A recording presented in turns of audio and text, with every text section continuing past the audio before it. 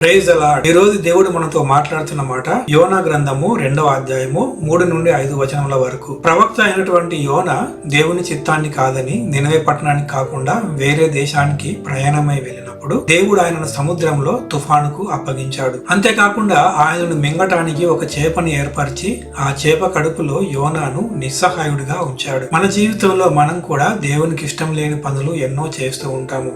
ఆ సమయంలో దేవుడు మనం మారులాగున వివిధ రకాల శోధనలు మన మీదికి అనుమతిస్తాడు. మన జీవితంలో చేస్తున్నటువంటి ఆయనకి ఇష్టం లేని పాపములను బట్టి వివిధ రకాల సమస్యలు మన మీదికి అనుమతించి నిస్సహాయులుగా మనలను ఉంచుతాడు. చేప కడుపులో నిస్సహాయుడిగా ఉన్న యోనా దేవుణ్ణి ప్రార్థించి ఎలాగైతే విముక్తిని పొందుకున్నాడో మన జీవితంలో మనం కూడా చేస్తున్న పాపాలను ఒప్పుకుని దేవుని చిత్తాన్ని చేయటానికి అంగీకరించినప్పుడు దేవుడు మనకు విడుదల దయచేస్తాడు. తన యొక్క బలమును తిరిగి మనకు అనుగ్రహిస్తాడు. పరిశుద్ధాత్మ దేవుడు మనకు మరింతగా నడిపింపును అనుగ్రహించును గాక. ఆమేన్.